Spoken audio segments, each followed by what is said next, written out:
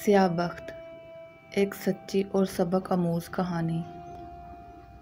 इकराम उल्लाह, जो पेशे के एतबार से एक मुअल्लिम भी थे, गवर्नमेंट स्कूल के एक सीनियर बेहद काबिल उस्ताद। पूरे इलाके में इनकी शराफत, दयानत और गरीब परवरी ज़रबुल मिसल की हैसियत रखती थी।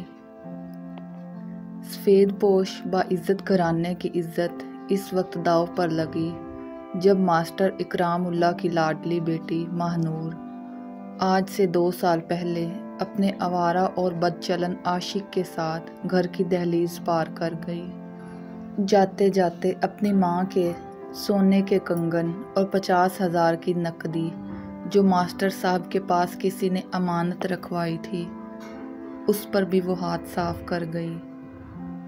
माँ ये सदमा ना सह सकी और फालज की मरीज़ा बन गई। बाप वक्त से पहले बूढ़ा हो गया। एक भाई था जो पहले सीना तान कर चलता था, अब शर्मिंदगी से नज़र और सर झुका कर चलने लगा। SHO कमर इकराम उल्लाह ने नहायत जहरीले अंदाज में घूरा था अपने सामने बैठी काली चादर में लिपटी लड़की को। फिर वो आहिस्ता आहिस्ता बोलने लगा, जानती हो 2 साल कांटों पे चला है इकराम उल्लाह का घराना। ताने तशनी झीले, जख्म जख्म रूह थी, मौत मांगता था लेकिन मौत ना आती थी। इतनी तकलीफ तो मौत को भी ना होगी। महानूर बीबी बोलो, है कोई जवाब तुम्हारे पास? मास्टर इकराम उल्लाह की बेबसी से खेलने का, इस इज्जतदार शख्स की आबरू को रोलने का, बोलो जवाब दो, वो ज़ोर से धाड़ा था। वो जी जान से काम गई थी। भला इसने कब सोचा था वो इन हालात से 2 चार होगी। उसे जवाब तो ना सूझा मगर वह भल भल रोने लगी। कमर हुसैन इसका माँ जाया था, उसका भाई, मगर वो ये रिश्ते अपने हाथ से खो चुकी थी।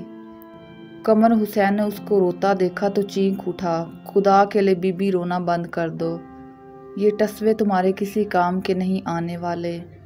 तुम जैसी लड़कियां ही होती हैं जो माँ की अच्छी तरबियत पर धब्बा लगाती हैं। गलती करने से पहले ज़रा भी नहीं सोचती अपनों का, बाद में सर पकड़ कर रोती हैं। चली तो जाती हो अपने बदकिरदार आशिकों के साथ, मगर फिर तुम सारी ज़िंदगी बद्दुआओं के हिसार में रहती हो। कभी तुम्हें सुकून मैसर नहीं आता, मर जाती हो एड़ियाँ रगड़ रगड़ कर। या फिर महानूर बीबी तुम्हारी तरह कुछ अपनी इज्जत का आबदार खो देने के बाद बदनाम ज़माना होटलों में महज दिल बहलाने का सामान बन जाती हैं। काश काश ज़मीन फटे और मैं इसमें समा जाऊं। तुम स्याह बख्त हो महानूर बीबी, स्याह बख्त। समंदरों का पानी भी तुम्हारी स्याह बख्ती नहीं धो सकता। ये कहकर SHO कमर हुसैन इकराम उल्लाह फूट फूट कर रो दिया।